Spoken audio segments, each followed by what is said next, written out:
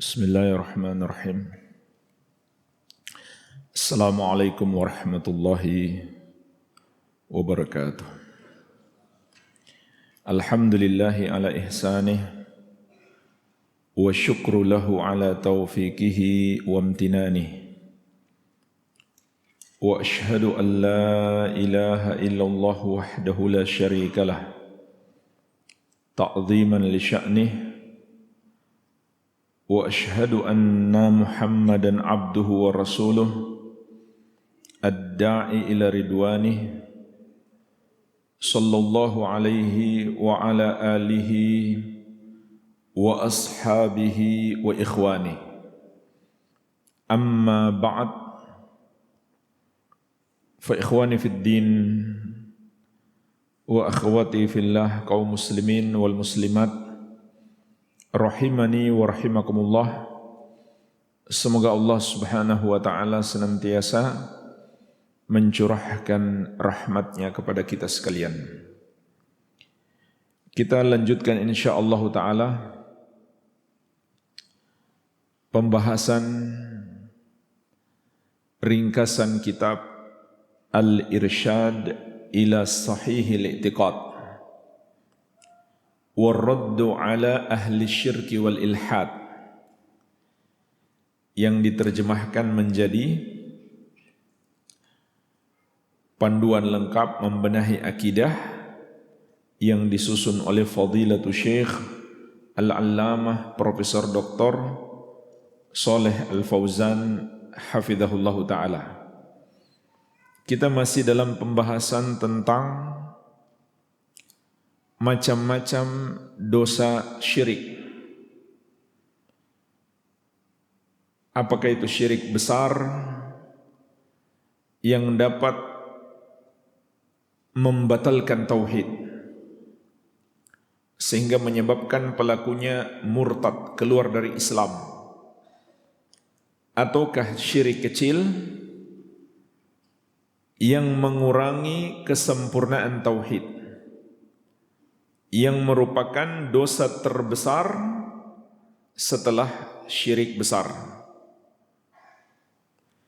dan bisa menjadi pintu yang menjerumuskan kepada syirik besar. Memasuki poin yang ke-7. Alhamdulillah kita sudah bahas 6 macam kesyirikan di beberapa pertemuan yang lalu. Sekarang kita masuk yang ke-7, yaitu tentang at-tanjim, perbintangan.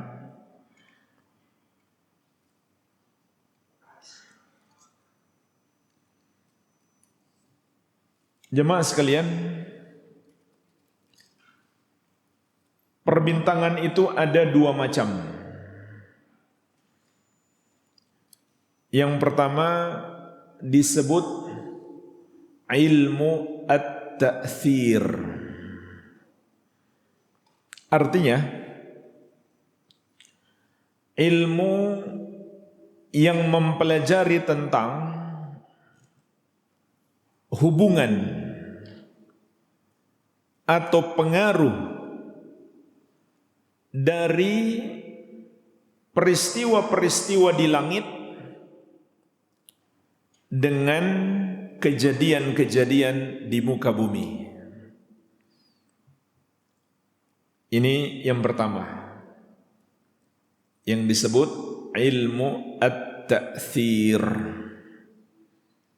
Ilmu untuk mempelajari pengaruh kejadian-kejadian di langit seperti kemunculan bintang tertentu atau posisi bulan dengan peristiwa-peristiwa di muka bumi. Yang kedua disebut ilmu at-tasyir. Ilmu at-tasyir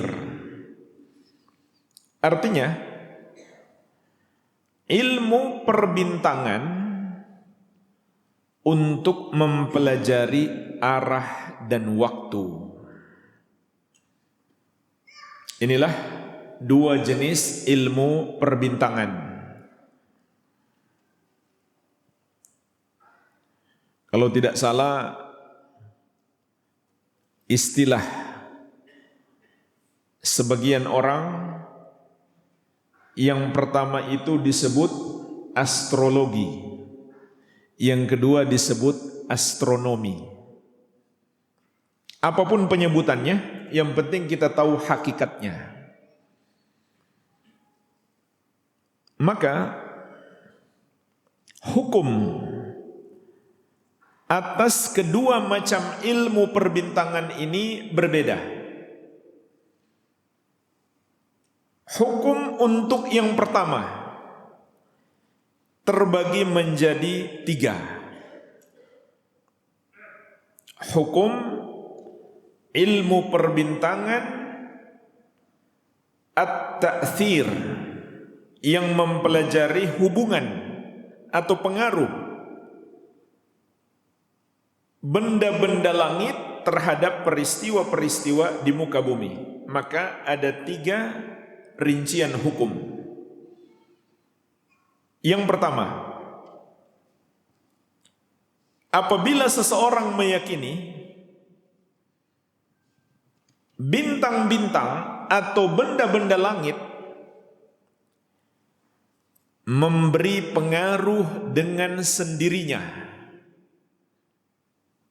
terhadap peristiwa-peristiwa di muka bumi, maka hukumnya adalah syirik besar. Karena berarti dia meyakini bintang-bintang itu atau benda-benda langit yang lainnya adalah pencipta. Sebab ia memberikan pengaruh, yang menciptakan segala sesuatu hanyalah Allah Subhanahu wa ta'ala. Barang siapa meyakini ada selain Allah yang dapat menakdirkan atau menciptakan kejadian-kejadian, peristiwa-peristiwa, maka itu adalah syirik besar. Allah Azza wa Jalla menegaskan, Allahu khaliqu kulli syai'in, Allah pencipta segala sesuatu.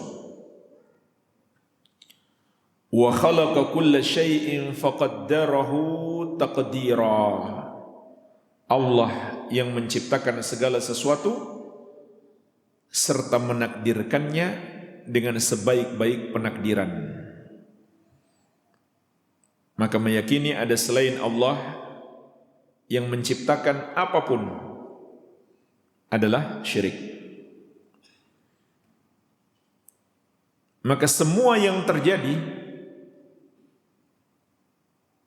adalah ciptaan Allah. Makhluk, manusia, jin, hewan, semuanya ciptaan Allah. Perbuatan dan pergerakan mereka juga ciptaan Allah. Sebagaimana juga Allah tegaskan, wallahu khalaqakum wa ma ta'malun, dan Allah yang menciptakan kamu serta apa yang kamu kerjakan. Makhluk, perbuatannya dan pergerakannya semuanya ciptaan Allah Subhanahu wa ta'ala. Yang kedua,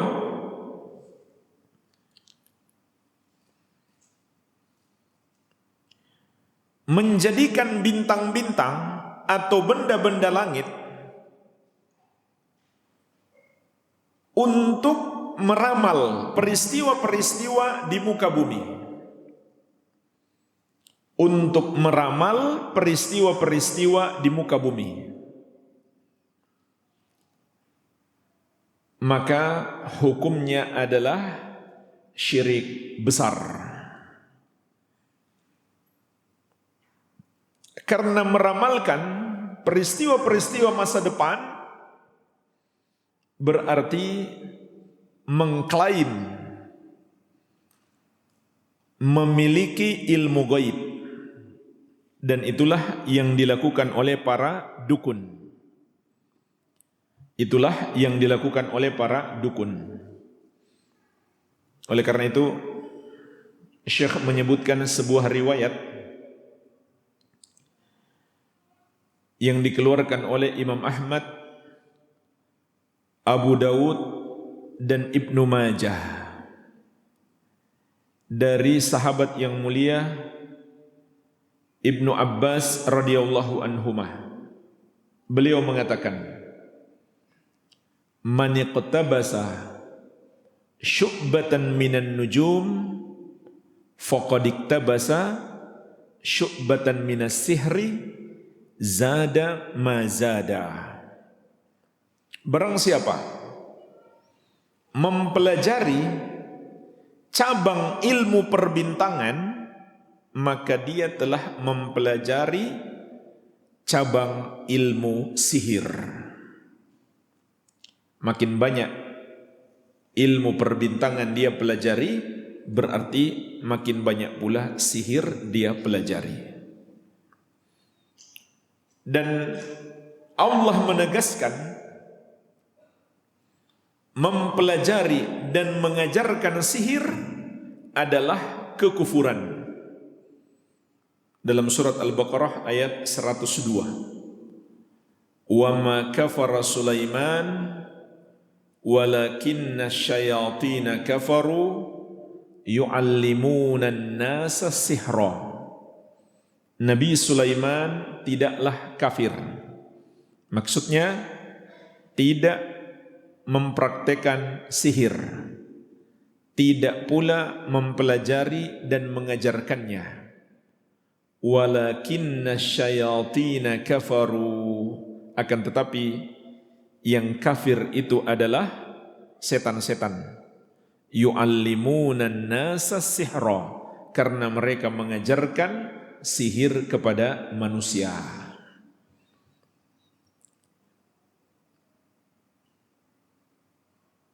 Dan juga karena yang maha tahu perkara gaib hanya Allah subhanahu wa ta'ala. Sebagaimana dalam surat An-Naml ayat ke-65, Allah subhanahu wa ta'ala menegaskan, "Qul la ya'lamu man fis samawati wal ardil ghaiba illallah." Katakanlah, tidak ada yang mengetahui perkara gaib, satupun makhluk di langit maupun di bumi, kecuali Allah. Jadi, yang kedua termasuk syirik besar. Karena orang yang meramal masa depan adalah orang yang sok tahu perkara gaib. Berarti dia menyamakan dirinya dengan Allah, dan dia telah melakukan praktek sihir. Jangankan dianya yang mempraktekkan itu, orang yang percaya kepadanya juga telah terjerumus dalam syirik. Sebagaimana sabda Rasulullah sallallahu alaihi wasallam, "Man atakahinan aw arrafan fasaddaqahu bima yaqul faqad kafara bima unzila ala Muhammadin sallallahu alaihi wasallam." Barang siapa mendatangi dukun atau tukang ramal, arraf, lalu mempercayai ucapannya, maka dia telah kafir terhadap Al-Quran yang diturunkan kepada Rasulullah sallallahu alaihi wasallam. Cuma nanya-nanya saja, belum percaya. Kata Nabi sallallahu alaihi wasallam, "Man ata arrafan fasa'alahu 'an syai', lam tuqbalahu salatun arba'ina yauman. Barang siapa mendatangi tukang ramal lalu bertanya-tanya kepadanya, maka tidak diterima salatnya 40 hari 40 malam. Baik, ini rincian ilmu perbintangan yang kedua. Ilmu perbintangan untuk mempelajari hubungan antara benda-benda langit dengan peristiwa-peristiwa di muka bumi. Termasuk juga di sini yang mereka sebut zodiak. Sama, masuk dalam poin yang kedua ini. Meramalkan nasib seseorang dengan melihat kepada bulan lahirnya, lalu dihubungkan dengan kemunculan bintang-bintang tertentu di bulan kelahirannya. Maka itu adalah syirik besar.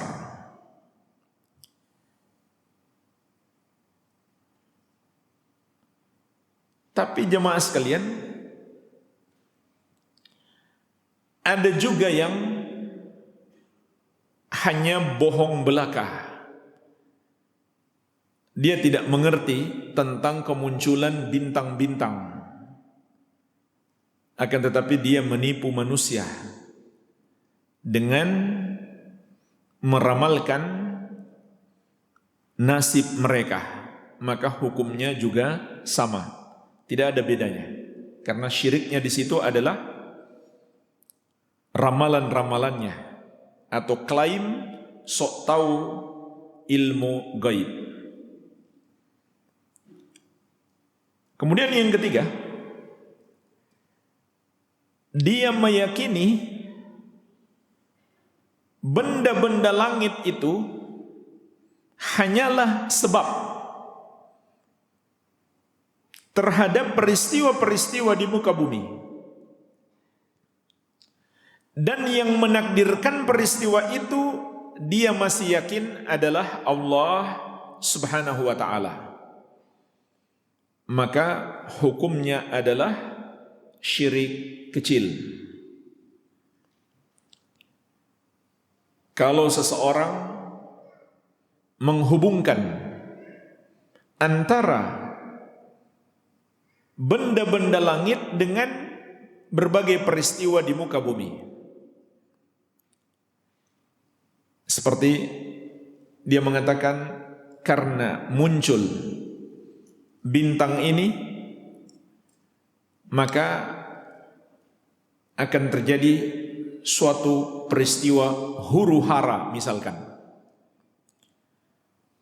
Atau seperti keyakinan orang-orang musyrik jahiliyah, karena ada gerhana matahari akan lahir orang besar atau akan wafat orang besar.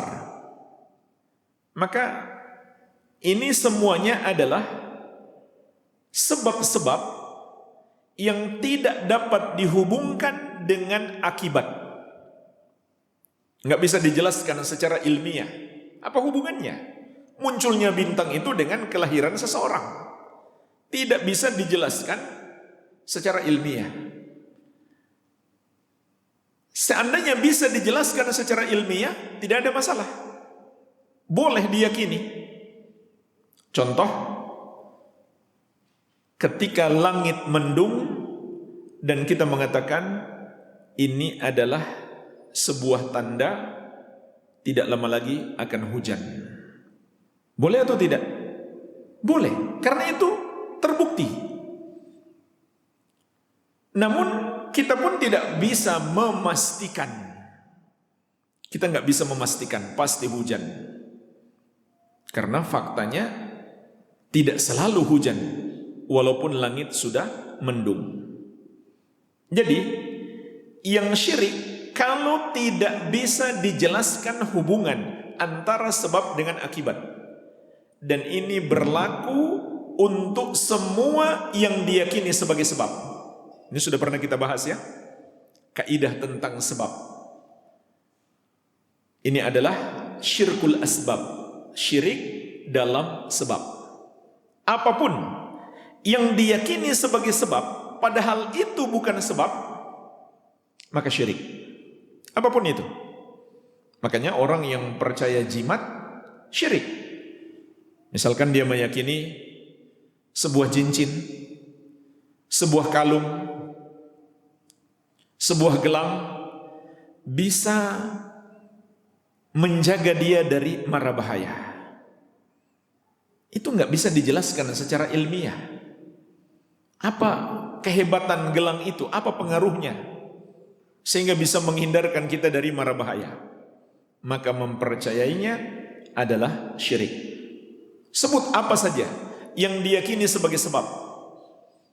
Kalau tidak bisa dijelaskan secara ilmiah atau tidak ada dalilnya, maka meyakini sebagai sebab itu adalah syirik. Jadi kita sudah pernah pelajari dua cara untuk mengetahui sesuatu itu adalah sebab.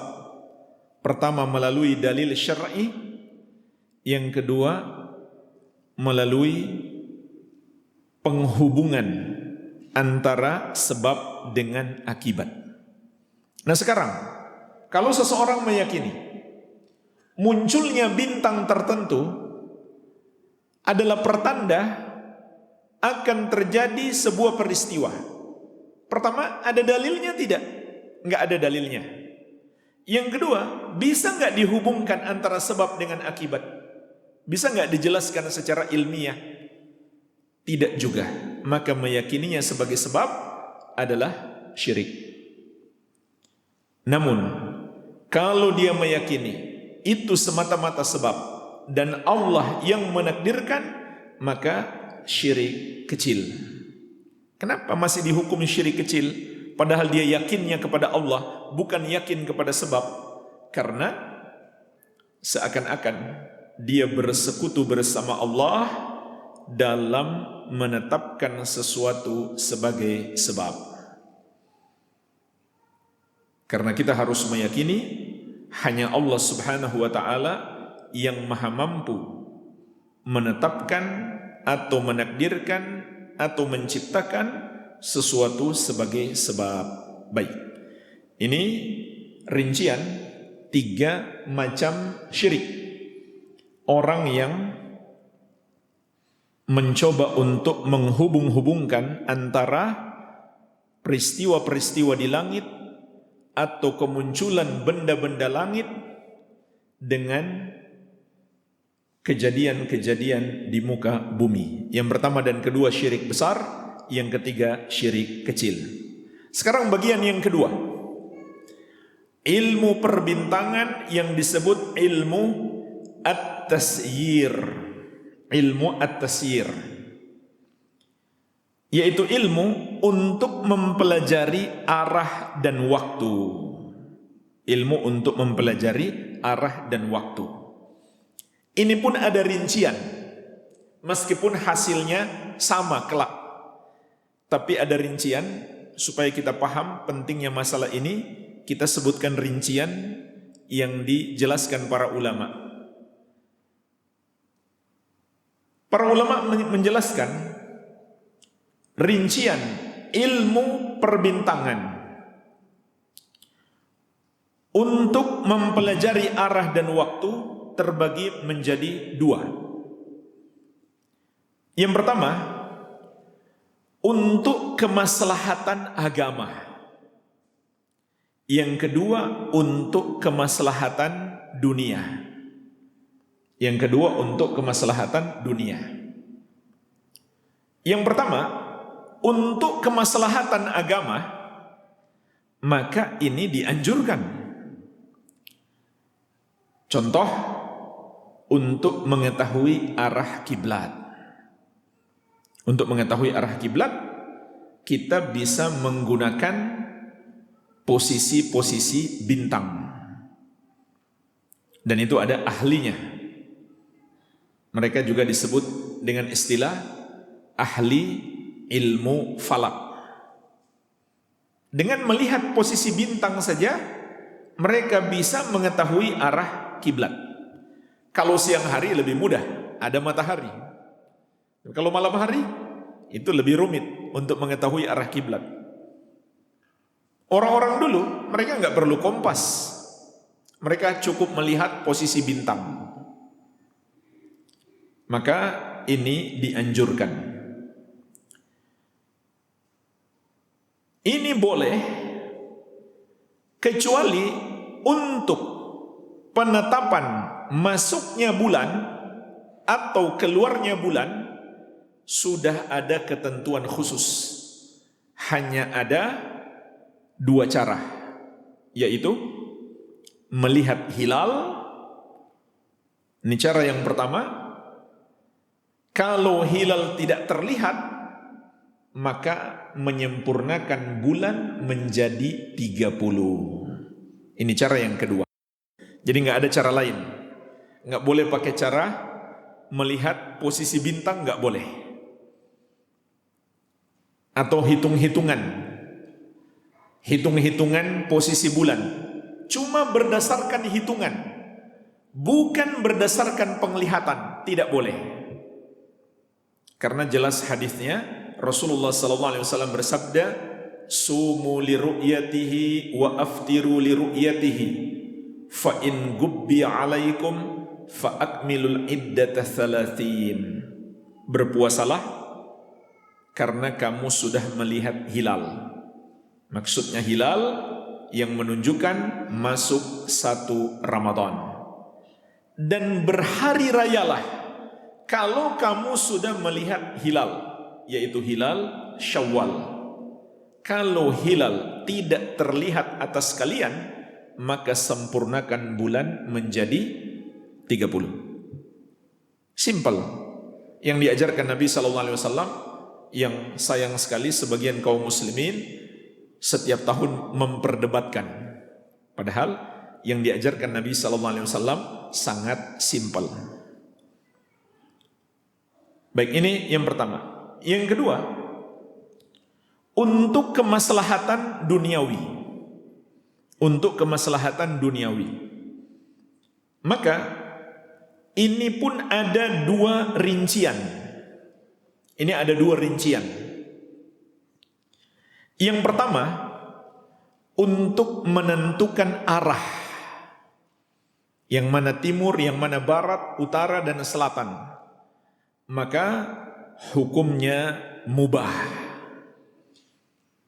Sebagaimana Allah tegaskan juga dalam Al-Quran, dalam surat Al-An'am ayat 97. Huwallazi ja'ala lakumun nujuma litahtadu biha fi dhulumatil barri wal bahr.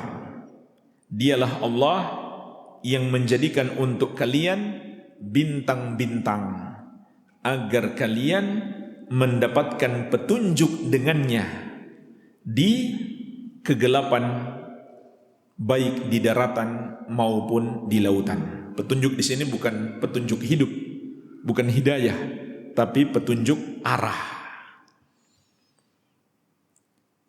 Para pelaut dahulu atau orang-orang yang berjalan melintasi padang pasir di tengah malam, mereka tidak perlu kompas. Mereka cukup melihat bintang-bintang. Ini ilmu yang mereka pelajari. Begitu pula di surat An-Nahl ayat ke-16. Kata Allah, "Wa bin najmi hum yahtadun." Dan dengan bintang-bintang mereka mendapatkan petunjuk. Maksudnya petunjuk arah. Maka ini hukumnya mubah. Mempelajari posisi-posisi bintang untuk mengenal kemana arah timur atau barat, utara, dan selatan. Kemudian yang kedua, untuk menentukan musim. Mempelajari posisi-posisi bintang untuk menentukan musim. Kapan musim panas, kapan musim dingin, dan lain-lain. Yang itu sudah menjadi siklus, sehingga bisa dihafalkan. bisa dihafalkan. Bukan mereka meramal, tidak. Dia mirip dengan melihat langit mendung tadi. Kemudian kita mengatakan pertanda sebentar lagi hujan. Begitu pula munculnya bintang-bintang tertentu dapat menjadi pertanda sebentar lagi musim panas atau musim dingin, karena itu sudah siklusnya, apakah siklus tahunan atau beberapa tahun sekali. Maka ulama beda pendapat soal ini. Sebagian melarang, sebagian membolehkan, karena terbukti dia punya hubungan, ada siklus yang membuktikannya, sehingga pendapat yang kuat insya Allah hukumnya juga mubah. Tapi agar kita paham, masih ada sebagian ulama yang melarang karena masih khawatir ini dapat membuka kepada pintu perdukunan, sehingga sebagian ulama melarang. Seperti disebutkan di kitab Tauhid, wa kariha Qatadah ta'alluma manazilil qamar. Imam Qatadah, imam besar dari generasi tabi'in, membenci pelajaran tentang posisi-posisi bulan. Walam yurakhis Ibnu Uyainah fihi. Begitu pula Imam Sufyan Ibnu Uyainah tidak memberi keringanan padanya. Dzakara harb anhuma wa rakhasa fi ta'allumil manazil Ahmad wa Ishaq. Dan Imam Ahmad dan Ishaq bin Rahoyah membolehkan untuk mempelajari posisi-posisi bulan. Jadi ini diantara nukilan perbedaan pendapat ulama salaf. Pendapat yang kuat, Syekh Ibnu Utsaimin rahimahullah juga dalam syarah beliau menguatkan pendapat hukumnya boleh, tidak termasuk syirik, karena faktanya bisa dibuktikan, bisa dihubungkan antara sebab dengan akibat. Baik, inilah jemaah sekalian rincian mempelajari ilmu perbintangan. Kita masuk yang ke-8. Al-istisqa bil anwa. Tentang meminta hujan atau menisbatkan hujan kepada bintang-bintang. Ini juga masih ada hubungan dengan pembahasan sebelumnya, tapi dia lebih spesifik terkait dengan hujan. Ada hadis-hadis yang berbicara tentang itu.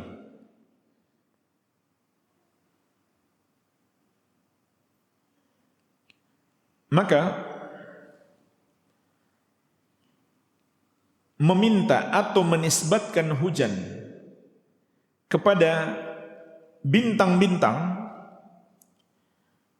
hukumnya juga terbagi menjadi 3. Hukumnya juga terbagi menjadi 3. Yang pertama, berdoa meminta hujan kepada bintang, maka hukumnya adalah syirik besar. Kenapa syirik besar jemaah sekalian?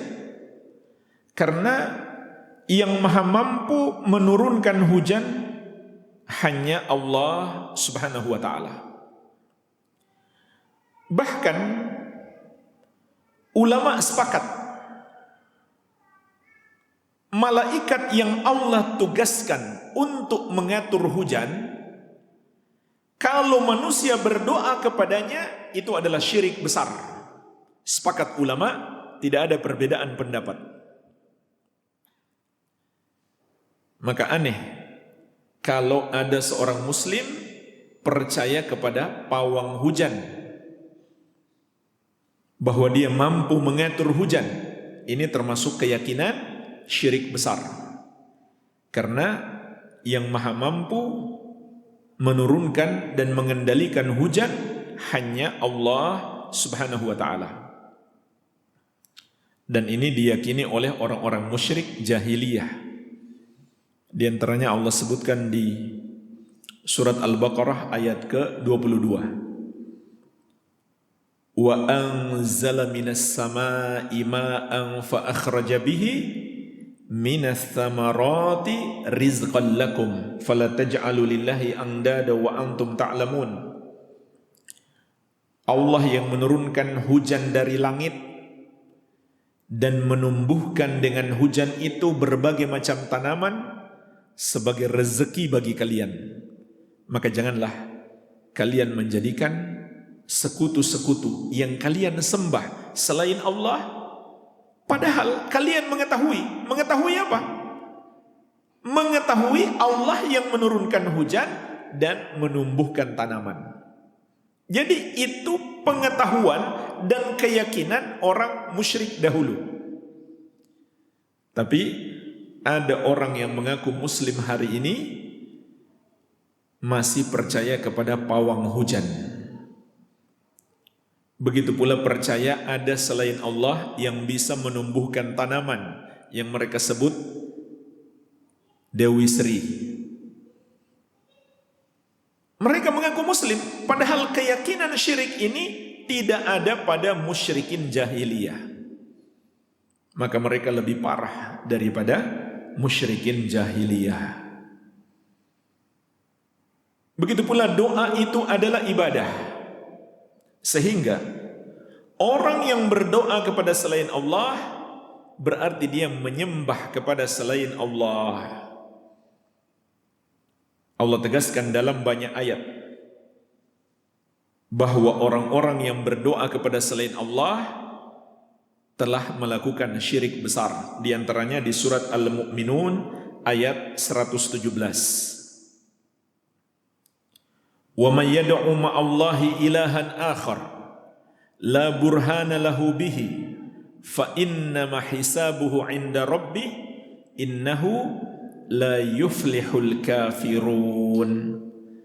Dan barang siapa berdoa kepada sesembahan yang lain bersama dengan Allah, artinya walaupun dia masih berdoa kepada Allah tapi dia juga berdoa kepada yang lainnya, maka Allah katakan itu adalah ilah, sesembahannya yang tidak ada ilmu dari Allah tentang perbuatan syirik yang dia lakukan.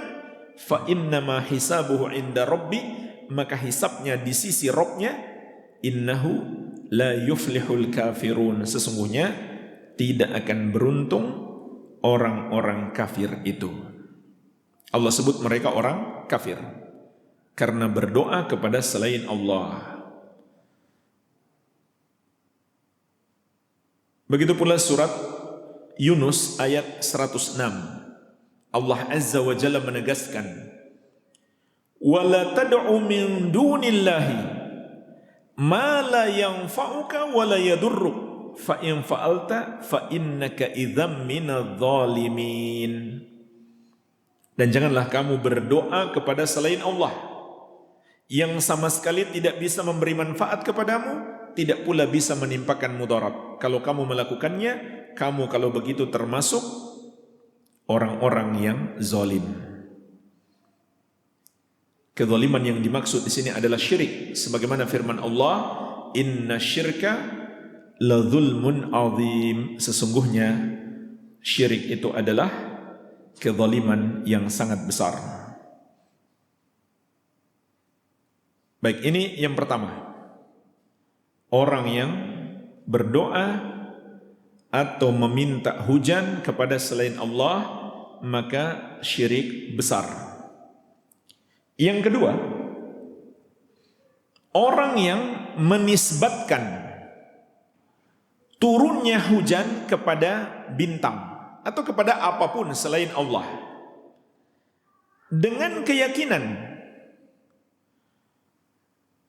makhluk itulah yang menurunkan hujan dan bukan Allah, maka ini adalah syirik besar.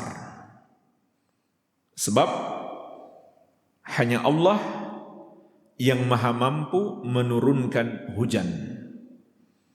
Maka meyakini ada selain Allah yang menurunkan atau menakdirkan turunnya hujan adalah syirik besar.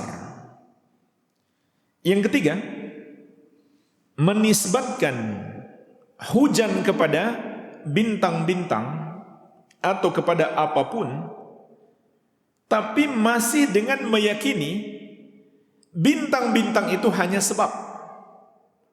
Allah dialah yang menurunkan hujan. Maka syirik kecil. Sama pembahasannya dengan bab sebelumnya, yaitu syirik sebab. Meyakini ada bintang penyebab turunnya hujan, padahal Allah tidak menetapkannya sebagai sebab, maka itu termasuk syirik. Namun jika seseorang masih meyakini yang menakdirkan adalah Allah, bintang itu semata hanya sebab, maka hukumnya adalah syirik kecil.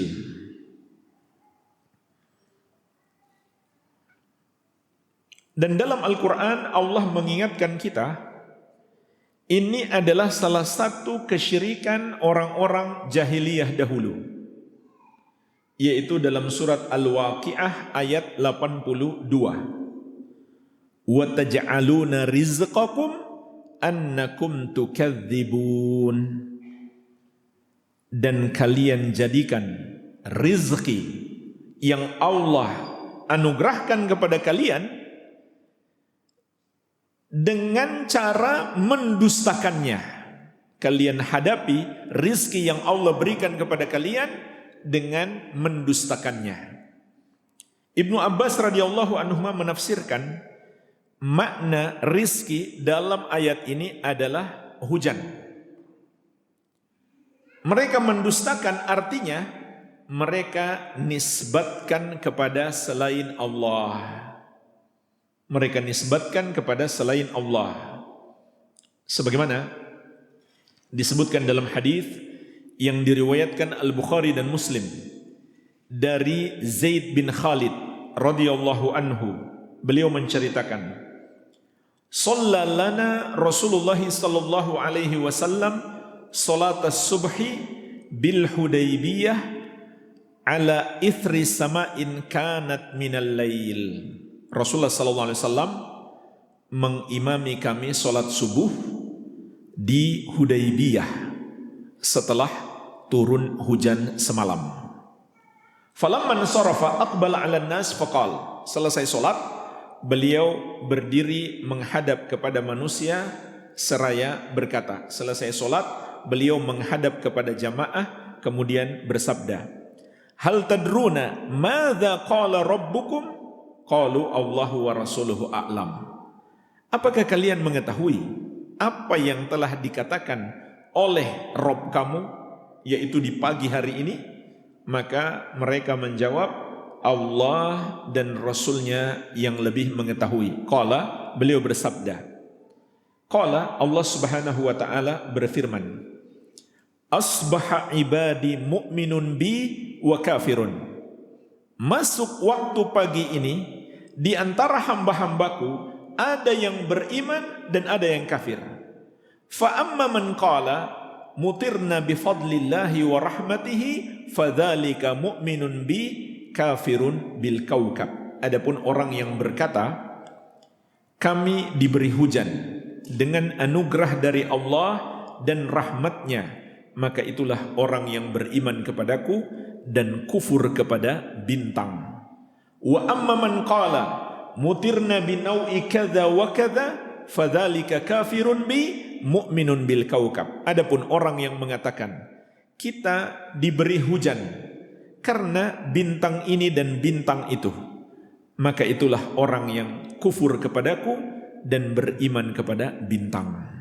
Hadis ini berbicara tentang kebiasaan orang-orang jahiliyah yang Allah hukumi dalam hadis qudsi sebagai kekufuran. Maka itulah makna ayat surat Al-Waqi'ah ayat ke-82 tadi. Wa taj'aluna rizqakum annakum tukadzibun. Kalian hadapi rezeki yang Allah berikan kepada kalian dengan mendustakan. Rezeki yang dimaksud adalah bintang, adalah hujan, dan mendustakan artinya mereka menisbatkan nikmat hujan itu kepada bintang-bintang, bukan kepada Allah Subhanahu wa taala. Juga dalam hadis yang diriwayatkan oleh Imam Muslim dari sahabat yang mulia Abu Malik Al-Asy'ari radhiyallahu anhu, Nabi sallallahu alaihi wasallam mengingatkan ini termasuk kebiasaan jahiliyah. Beliau bersabda, arba'un fi ummati min umuril jahiliyah la yatrukunahunna. Ada 4 pada umatku yang termasuk perilaku jahiliyah yang belum ditinggalkan oleh sebagian umatku. Yang pertama, al-fakhru bil ahsab. Berbangga-bangga dengan nasab. Berbangga-bangga dengan nasab.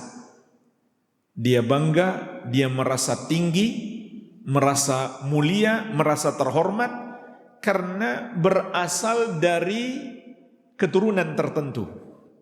Keturunan bangsawan atau berasal dari suku tertentu, negara tertentu, bangsa tertentu. Ini termasuk jahiliyah. Membanggakan apapun selain Islam adalah jahiliyah. Karena nggak ada kemuliaan kita karena berasal dari bangsa tertentu. Nggak ada. Sama saja bangsa Arab, non-Arab, Cina, Sunda, Jawa, nggak ada bedanya. Semuanya sama. Yang membuat kita lebih mulia daripada yang lain adalah Islam, yaitu pengamalan Islam. Sebagaimana firman Allah, inna akramakum indallahi atqakum. Sesungguhnya yang paling mulia di antara kalian di sisi Allah adalah yang paling bertakwa. Maka ingatlah ini, membanggakan apapun selain Islam adalah termasuk jahiliyah dan pemecah belah umat manusia. Yang kedua, watta'nu fil ansab. Mencaci atau mencela nasab, yaitu nasab orang lain, dia rendahkan. Maka ini juga termasuk kebiasaan jahiliyah. Yang ketiga, wal istisqa bin nujum. Menisbatkan hujan kepada bintang. Inilah pembahasan kita. Kata Nabi SAW, ini termasuk jahiliyah. Yang keempat, wan niyaha, meratapi mayit. Contoh meratapi mayit, menangis dengan suara keras. Dan ini kebanyakan yang melakukannya adalah kaum wanita. Sampai hari ini masih banyak yang melakukannya pada umat Islam. Kalau orang kafir, wajar dalam tanda kutip. Memang mereka tidak tahu ajaran agama. Ajaran agama yang benar. Tapi kok masih ada umat Islam seperti itu. Ada saudaranya yang wafat, dia menangis meraung-raung. Dan hadis ini ada lanjutannya. Nabi SAW mengatakan, an-naihatu idza lam tatub qabla mautiha tuqamu 'alaiha yaumal qiyamah sirbalu min qatiranin wa dir'un min jarab. Seorang wanita yang meratapi mayit, kalau dia tidak bertobat sebelum mati, maka dia akan dibangkitkan di hari kiamat dalam keadaan menggunakan pakaian dari ter dan baju tameng jubah dari penyakit kudis. Nabi SAW menyebut wanita karena kebanyakan yang melakukannya adalah wanita. Seandainya yang melakukannya adalah laki-laki, dosanya pun sama. Inilah 4 perkara jahiliyah Dari 4 ini semuanya adalah dosa besar kecuali yang ketiga sampai pada tingkat syirik. Inilah pembahasan kita. Kata Nabi SAW, ini termasuk jahiliyah. Oleh karena itu ada bab khusus dalam pembahasan akidah tentang al-istisqa bin nujum, menisbatkan hujan kepada bintang. Walhamdulillah, ini yang bisa kita bahas. Semoga bermanfaat. Mungkin ada pertanyaan, saya persilahkan. Silakan Pak.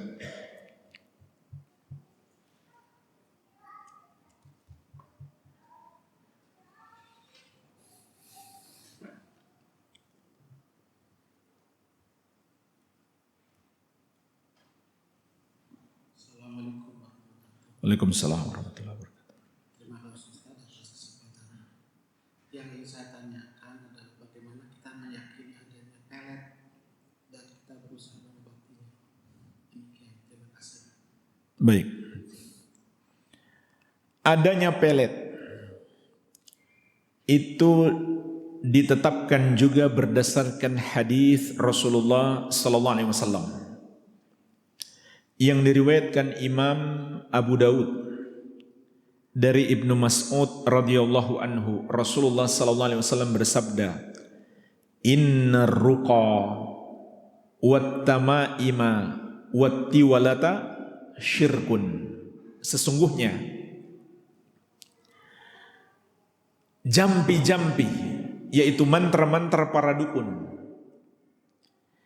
dan jimat-jimat atau benda-benda yang diyakini bisa memberi manfaat atau melindungi dari bahaya, dan atiwalah, pelet atau susuk yang biasa dipakai oleh seseorang untuk membuat orang lain suka. Nabi SAW menegaskan semua ini adalah syirik. Dan atiwalah, pelet atau susuk itu juga termasuk sihir dan perdukunan. Dan biasanya orang yang menggunakannya dia dapat dari dukun. Jadi syiriknya dua sekaligus. Syirik dia menggunakan pelet itu, dan syirik dia percaya kepada dukun. Maka ini penegasan dari Rasulullah SAW bahwa itu termasuk syirik. Berarti itu nyata adanya. Kita nggak bisa mengatakan itu hanya trik saja. Itu nyata, fakta. Terus gimana caranya tuh? Hanya dengan sebuah pelet atau susuk bisa merubah hati orang yang tadinya tidak suka menjadi cinta. Caranya adalah mereka dibantu oleh setan-setan dari kalangan jin. Karena setan itu yuwaswisu fi sudurin nas, bisa membisikkan ke dalam dada manusia sehingga bisa mempengaruhi akal.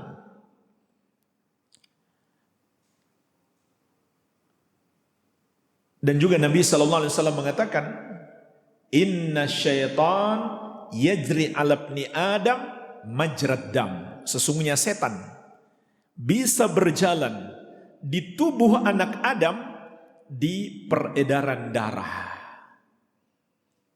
Jadi ini diantara kemampuan yang menjadi ujian dari Allah kepada para jin. Apakah mereka gunakan untuk taat kepada Allah atau untuk membantu para dukun dan tukang sihir.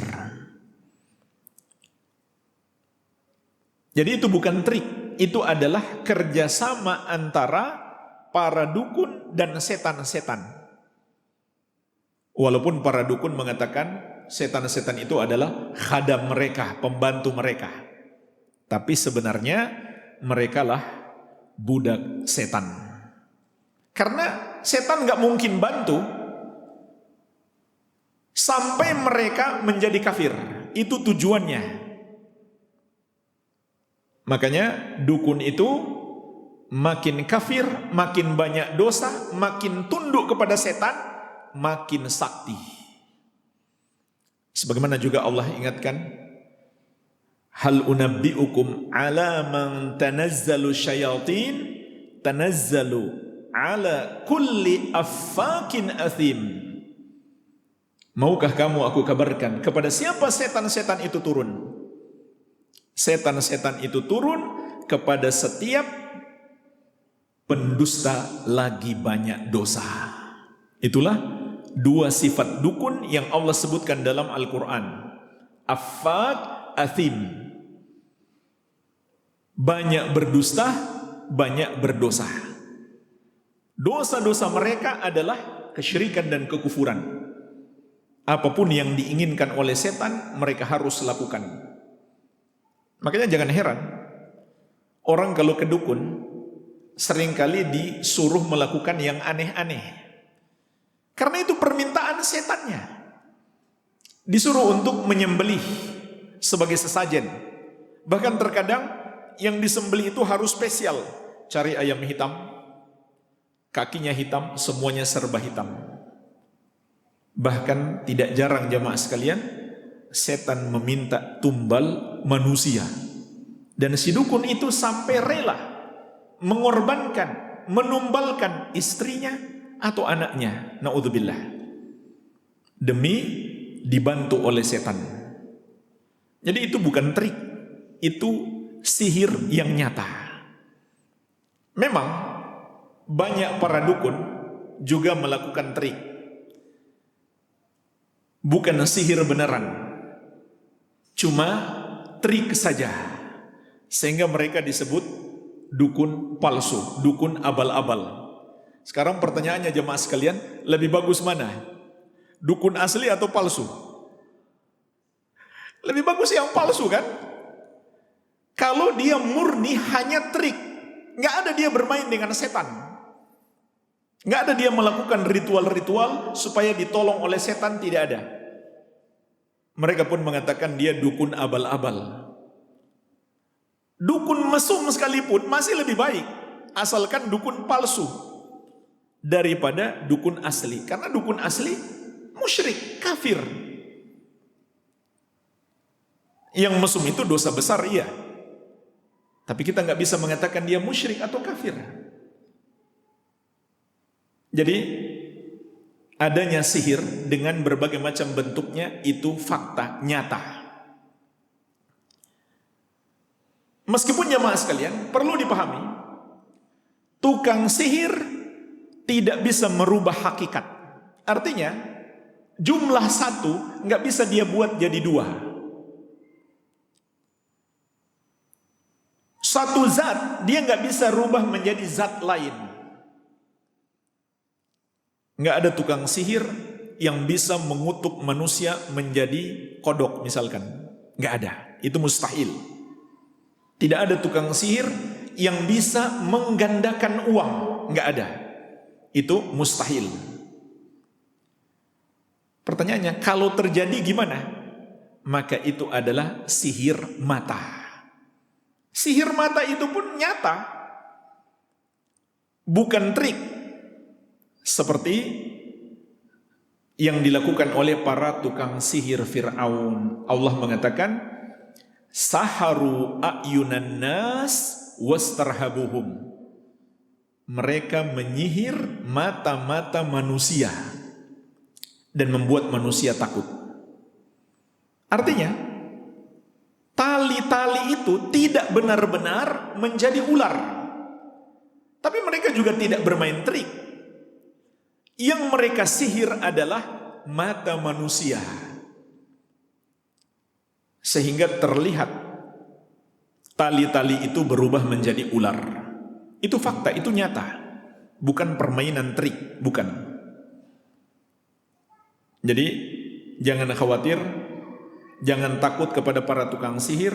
Mereka tidak akan bisa merubah hakikat. Suatu zat nggak mungkin mereka rubah menjadi zat lain.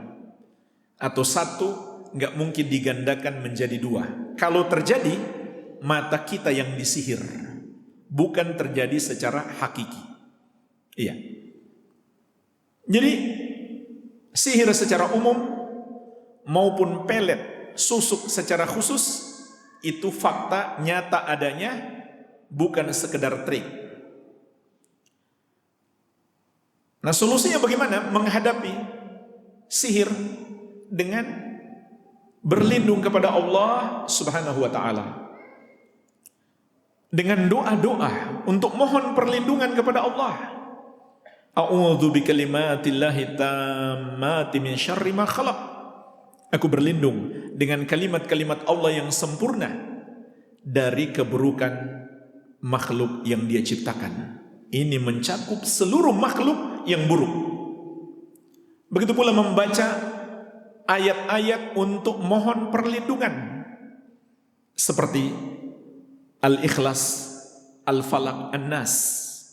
Bahkan surat Al-Falaq itu jelas sekali. Min syarrin naffatsati fil 'uqad. Kita berlindung kepada Allah dari keburukan para wanita tukang sihir yang meniup di buhul-buhul. Wa min syarrin naffatsati fil 'uqad. Itu dia solusinya. Dengan hati yang bergantung hanya kepada Allah dan selalu bertakwa kepadanya. Jangan lalai, apalagi maksiat. Orang yang terkena sihir biasanya dalam kondisi dia lalai. Artinya dia tidak mengingat Allah. Dan yang paling mudah kena sihir ketika orang itu berbuat maksiat. Saat dia berbuat maksiat, dia mudah dikuasai oleh setan. Maka mudah dia kena sihir. Walaupun ada juga orang taat kena sihir sebagai ujian baginya. Buktinya, Nabi kita yang mulia, Nabi Muhammad SAW terkena sihir. Dan itu sama sekali bukan aib bagi beliau. Bukan sebuah aib. Justru menunjukkan beliau itu adalah benar-benar seorang manusia biasa. Nabi dan Rasul yang merupakan manusia biasa yang tidak pantas untuk disembah. Ini hikmah besar mengapa Allah izinkan Nabi Muhammad SAW terkena sihir, agar kita yakin beliau itu manusia biasa sama seperti kita, yang tidak pantas disembah, tidak pula memiliki sifat-sifat Allah Subhanahu wa taala. Dan hikmah yang lain untuk pelajaran bagi kita agar meneladani kesabaran beliau. Dan juga hikmah yang lain agar kita mengetahui cara pengobatan sihir. Dengan sebab Rasulullah SAW terkena sihir, turunlah surat Al-Falaq dan An-Nas, dan malaikat meruqyah beliau dengan 2 surat itu. Dan malaikat mengabarkan di mana buhul itu disimpan, kemudian diambil dan dihancurkan. Ini adalah hikmah-hikmah tersihirnya Nabi SAW, sama sekali tidak menunjukkan bahwa itu sebuah aib. Iya. Nah, jemaah sekalian, termasuk kesalahan besar orang yang mau bertobat dari memakai susuk, lalu dia kembali lagi ke dukun, minta dicabut susuknya katanya. Ini kesalahan besar, dan ini menambah syirik.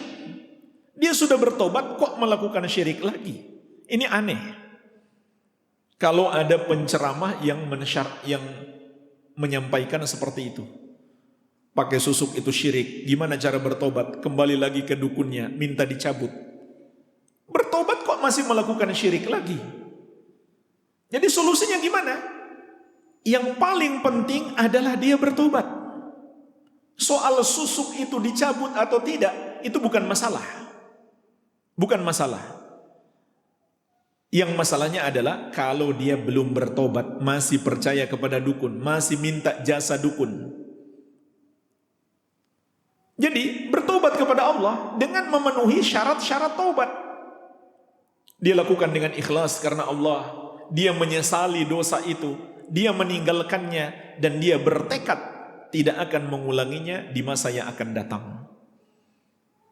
Dan dia kembali masuk Islam dengan mengucapkan 2 kalimat syahadat. Karena dia telah kafir. Sebab melakukan praktek sihir dan mempercayai para dukun. Itu solusinya. Mudah. Lalu bagaimana? Susuk di dalam tubuh. Nggak ada pengaruh pada tobatnya. Nggak ada pengaruh pada hukum. Nggak ada pengaruh. Yang penting dia bertobat. Dan untuk mengeluarkan susuk dalam tubuh adalah dengan diruqyah. Memangnya apa yang perlu dikeluarkan? Setan. Yang mereka sebut susuk dalam tubuh itu setan yang dimasukkan dalam tubuhnya. Kalau dia sudah bertobat dan dia bertakwa kepada Allah, maka setan-setan itu tidak bisa memberikan pengaruh lagi. Untuk mengeluarkan setan-setan itu dengan cara dia mendekatkan diri kepada Allah dan juga diruqyah. Kalaupun setan-setan yang nggak keluar, nggak ada masalah. Tapi kalau misalkan betul-betul dimasukkan sebuah benda dalam tubuhnya, gimana mengeluarkannya? Pergi ke dokter, minta dioperasi. Jangan pergi ke dukun. Tapi saya kira yang dimasukkan ke tubuhnya itu bukan benda, tapi setan-setan. Setan-setan dari kalangan jin. Wallahu alam. Apakah Anda harus datang pada acara selamatan atau syukuran untuk memulai renovasi kantor, sedangkan posisi Anda sebagai karyawan dari pihak yang akan merenovasi kantor? Kalau cuma misalkan makan-makan, ini mubah. Ini acara yang mubah saja, kecuali ada mengandung syirik atau mengandung bid'ah. Mengandung syirik, misalkan biasa orang bangun kantor atau bangun rumah, ada kepala kerbau ditanam di pondasinya, maka ini syirik dan kebodohan. Syirik dan kebodohan dan penyia-nyiaan harta. Dan sisa daripada badan hewan kurban itu haram dimakan. Dan ini sangat disayangkan masih terjadi di kota-kota besar. Bahkan yang melakukan orang-orang yang dianggap pintar, ya seperti pembangunan suatu bandara, masih percaya dengan hal seperti ini. Menyembelih kerbau, kerbaunya ditanam di bawah bangunan itu. Ini adalah syirik dan kebodohan.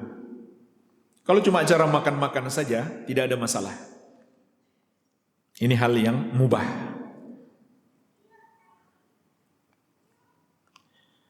Bagaimana dengan gelang yang katanya bisa buat obat atau penyembuhan? Ini kalau nggak salah sudah sering kita bahas ya. Jemaah sekalian, masalah gelang obat ini,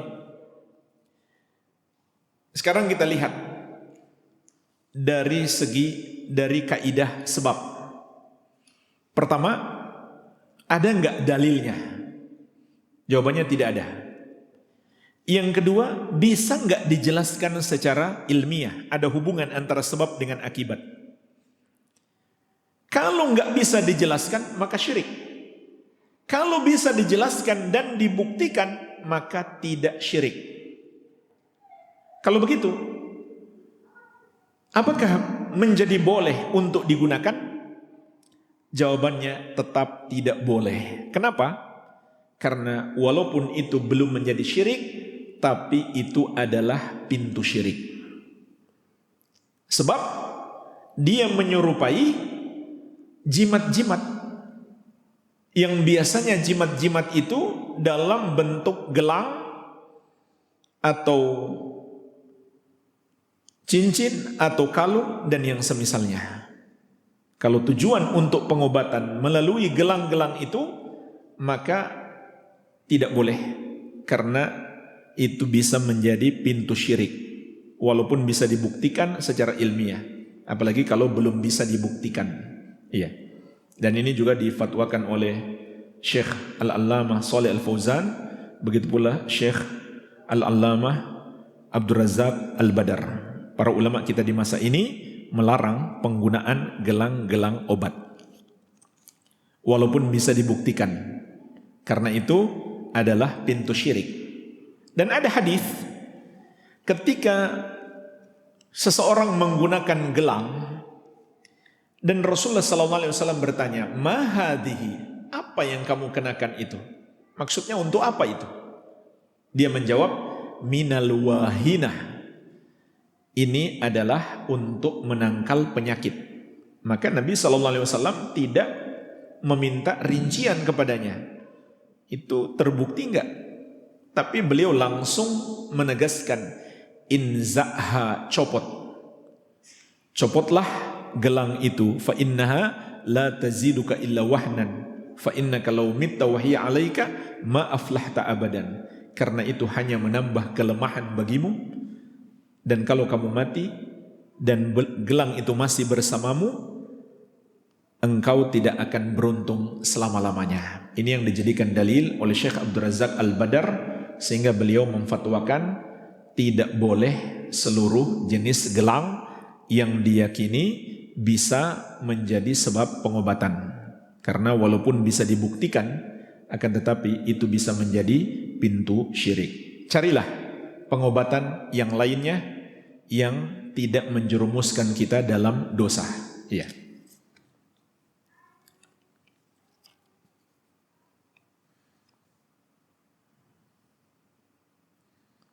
Apa hukum gaji seorang pemusik yang diterimanya tapi setelah itu meninggal?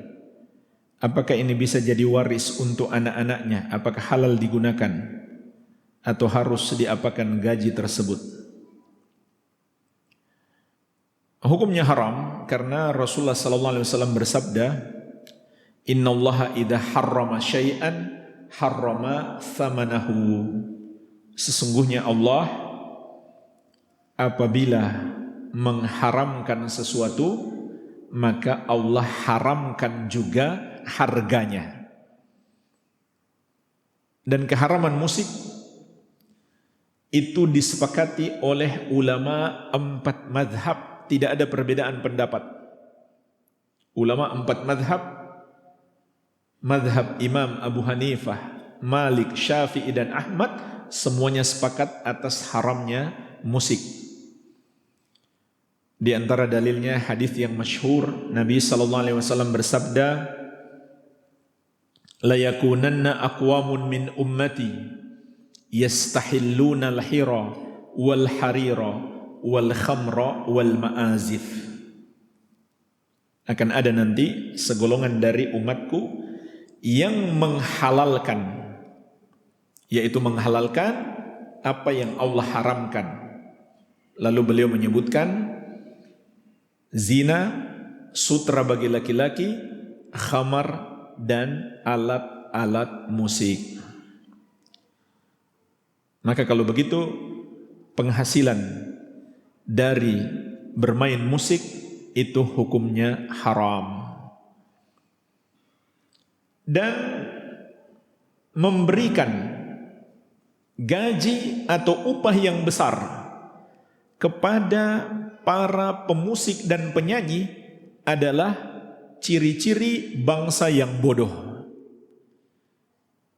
Dan pada saat yang sama mereka pun memberikan gaji yang kecil kepada para guru. Sekarang antum bandingkan upah penyanyi, pemusik dengan upah para guru. Yang satu merusak umat, yang satu memperbaiki masyarakat. Yang merusak dikasih gaji besar, dikasih upah besar. Yang memperbaiki masyarakat hanya dikasih upah kecil. Bahkan ada di daerah-daerah terpencil, para guru honor hanya dikasih sedikit sekali. Ada yang cuma 300.000 sebulan. Itu pun dirapel setiap 3 bulan. Subhanallah, ini ciri-ciri bangsa yang bodoh.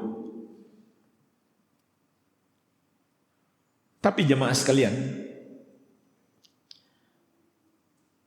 harta haram itu ada dua macam.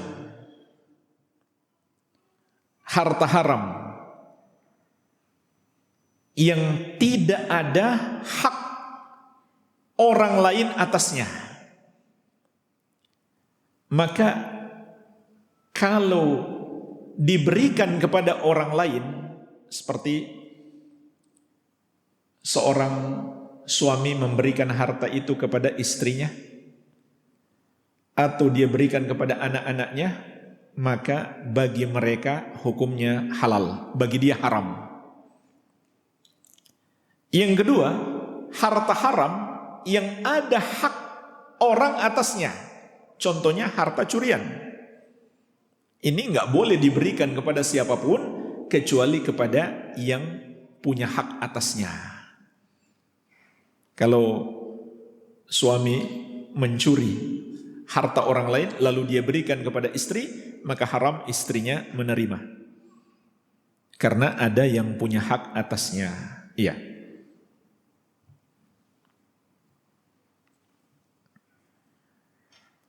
Apa yang harus dilakukan kalau dulu pernah tidak sengaja mendatangi orang pintar untuk menyembuhkan penyakit?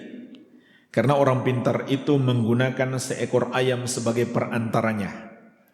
Apa itu sudah termasuk kufur? Bagaimana bertobatnya? Bagaimana cara membaca 2 kalimat syahadatnya? Ya, itu termasuk kekufuran. Dan dengan mudah kita bisa mengetahui itu adalah perdukunan.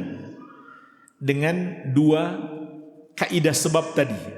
Dia melakukan pengobatan dengan seekor ayam. Sekarang kita lihat pada kaidah sebab. Ada enggak dalilnya? Tidak ada. Yang kedua, bisa enggak dijelaskan secara ilmiah ada hubungan antara sebab dengan akibat? Tidak bisa juga dijelaskan. Maka itu adalah perdukunan. Bertobatnya dengan memenuhi syarat tobat dan kembali masuk Islam mengucapkan 2 kalimat syahadat. Ucapkan saja. Asyhadu an la ilaha illallah wa asyhadu anna Muhammadar Rasulullah. Ucapkan sendiri, tidak masalah. Tidak perlu disaksikan oleh orang lain. Tidak perlu bikin acara setelah itu, enggak perlu.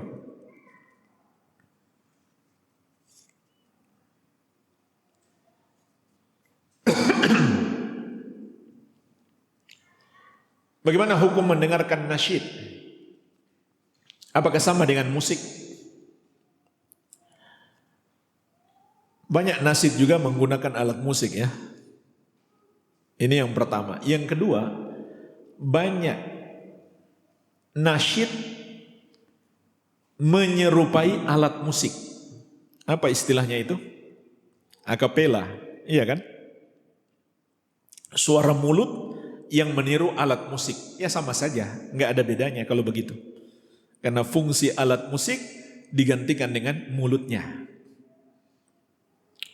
Kemudian jemaah sekalian, ada nasyid yang dibolehkan tapi dengan syarat. Nasyid ada yang dibolehkan tapi dengan syarat. Syarat yang pertama, kalau menggunakan alat musik, hanya satu-satunya alat musik yang boleh, yaitu rebana. Ini pengecualian.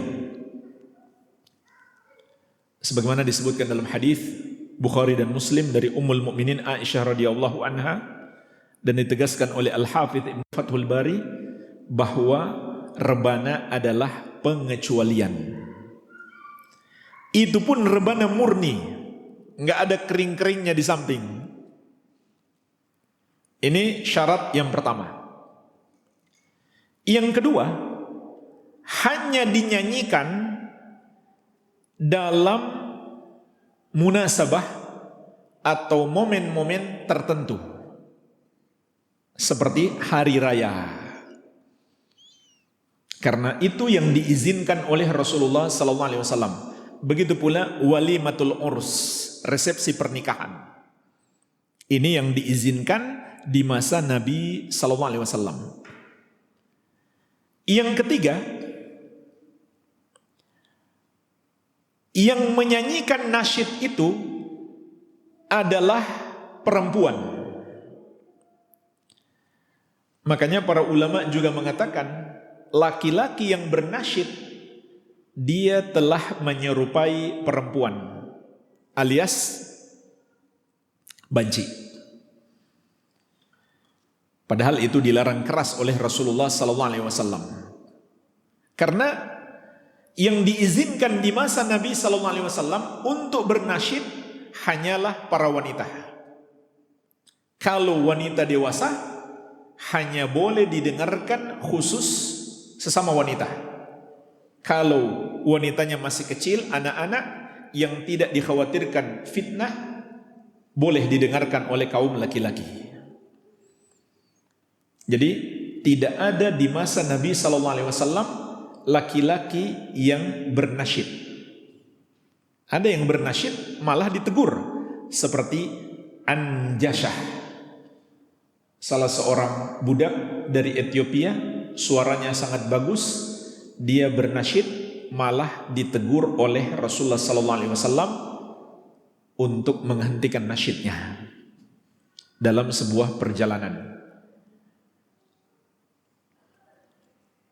Jadi kalau kita perhatikan hadis-hadis yang bernasyid di masa Nabi SAW hanyalah perempuan. Kemudian syarat yang berikutnya, yang keberapa sekarang? Yang keempat ya. Yang bernasyid itu bukan berstatus sebagai tukang bernasyid atau penyanyi. Karena Aisyah radhiyallahu anha mengatakan walaysata bimuganniyatain, dua anak kecil yang bernyanyi di rumah Rasulullah SAW di hari raya bukanlah penyanyi. Bukanlah penyanyi. Jadi bukan berprofesi sebagai penyanyi. Dan profesi ini di masa Nabi SAW, di masa ulama salaf, itu adalah profesi yang rendah. Makanya di zaman dulu itu kan ada perbudakan dan ada jual beli budak. Ketika diketahui budak itu suka menyanyi, harganya jadi murah. Orang memandang itu rendah, tapi sekarang dibayar mahal. Kemudian syarat yang kelima, syair-syairnya tidak mengandung hal yang haram. Bukan syair yang mengandung maksiat seperti hubungan-hubungan terlarang antara laki-laki dan perempuan. Iya. Jadi ini syarat-syarat. Kalau kita kembali kepada hadis Nabi SAW, syarat-syarat bolehnya bernyanyi, bernasyid atau bermain musik. Ada syarat-syarat yang ketat.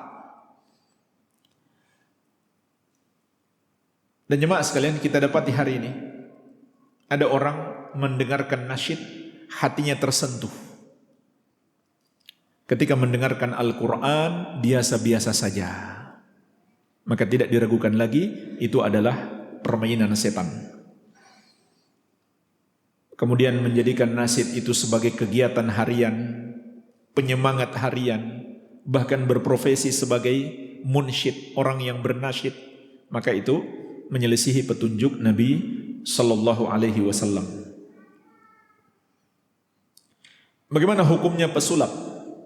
Dan bagaimana hukumnya menjadi profesi pesulap?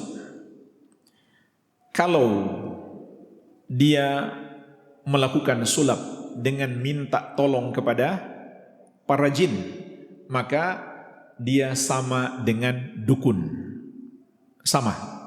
Dan hampir tidak bisa terhindarkan. Para pesulap juga bermain dengan para jin. Seperti hipnotis. Hipnotis itu dengan menggunakan jin. Sehingga orang betul-betul hilang kesadarannya. Kalau sampai betul-betul hilang kesadarannya karena permainan jin, maka itu adalah termasuk sihir. Ini yang disebutkan dalam fatwa-fatwa para ulama masa kini. Di fatwa Lajnah Daimah, di fatwa Syekh Al-Albani rahimahullah, bahwa hipnotis itu termasuk sihir. Tapi kalau betul-betul murni, hanya trik, hanya kecepatan tangan, maka minimalnya ini adalah kesia-siaan bagi seorang muslim. Gak pantas seorang muslim menekuninya. Mending dia belajar menuntut ilmu agama daripada bermain sulap. Minimalnya itu adalah kesia-siaan. Dan juga mungkin menjadi pintu kepada perdukunan. Para tukang sulap hari ini hampir tidak lepas dari praktek-praktek perdukunan. Apalagi dalam aksi-aksi sulapnya itu ada maksiat-maksiat yang lain. Ada campur baur laki-laki dan perempuan, ada musik-musik dan lain-lain. Iya. Bagaimana hukum bagi orang yang memberi bantuan padahal bantuan itu digunakan untuk kepentingan acara syukuran 7 bulanan atau acara tahlilan 7 harian, 40 harian dan lain-lain. Kalau kita sudah tahu atau punya persangkaan kuat bantuan kita akan digunakan untuk itu, berarti kita menolong dalam berbuat dosa. Padahal Allah Subhanahu wa taala telah mengingatkan kita, wala ta'awanu 'alal itsmi wal udwan. Jangan kalian tolong-menolong dalam dosa dan permusuhan. Tapi kalau kita ngasih dengan niat sedekah, kita nggak tahu orang itu mau gunakan untuk apa, lalu dia gunakan untuk berbuat dosa, maka tentu kita tidak berdosa. Bukan salah kita, itu salah dia. Iya.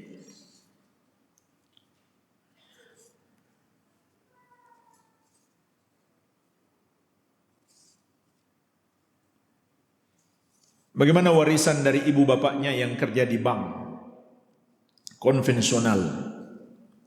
Ini sama dengan jawaban tadi.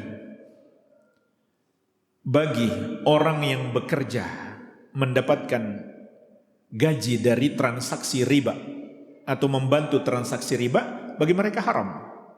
Bagi orang lain, kalau mereka berikan kepada orang lain, maka halal bagi orang lain. Dan juga ada dalilnya, Rasulullah SAW menerima hadiah dari orang-orang Yahudi. Padahal di masa itu orang-orang Yahudi transaksi mereka tidak pernah lepas dari riba atau hampir tidak lepas dari riba. Sampai Allah sebutkan dalam Al-Quran, wa aklihimur riba, orang-orang Yahudi pemakan riba. Tapi bersamaan dengan itu Nabi SAW menerima hadiah dari mereka karena dosa-dosa mereka, dosa-dosa mereka. Jadi penghasilan dari riba haram bagi orang yang melakukan transaksi riba itu atau membantu transaksinya. Tapi seandainya mereka hadiahkan kepada orang lain, maka halal bagi orang lain. Tidak sama dengan harta curian. Harta curian harus dikembalikan kepada pemiliknya. Namun sebagian ulama tetap menasihatkan, seandainya si anak punya penghasilan sendiri, punya sumber harta lain, maka dia berhati-hati lebih bagus. Dia berhati-hati lebih bagus. Karena sebagian ulama memandang kenapa Nabi SAW menerima hadiah dari orang-orang Yahudi, karena mereka nggak ngomong ini dari harta riba, dan kita pun nggak harus tanya. Kalau ada orang bekerja di bank riba, lalu memberi hadiah kepada kita nggak harus tanya ini dari usahamu yang halal atau dari gaji pekerjaan riba. Nggak harus, kita nggak harus tanya. Oleh karena itu, kata sebagian ulama, kalau seorang anak itu punya sumber harta dari yang lainnya, maka lebih afdal dia tidak menggunakan harta dari orang tuanya yang berasal dari pekerjaan riba tersebut. Iya. Tapi kalau dia butuh, tidak mengapa insyaallah taala. Wallahu alam, semoga bermanfaat. Lebih dan kurangnya saya mohon maaf. Wabillahi taufik. Subhanakallahumma bihamdika asyhadu an la ilaha illa anta astaghfiruka wa atubu ilaik. Wa sallallahu ala nabiyyina Muhammadin wa alihi wasallam. Wa akhiru da'wana anil hamdulillahi rabbil alamin. Wassalamualaikum warahmatullahi wabarakatuh.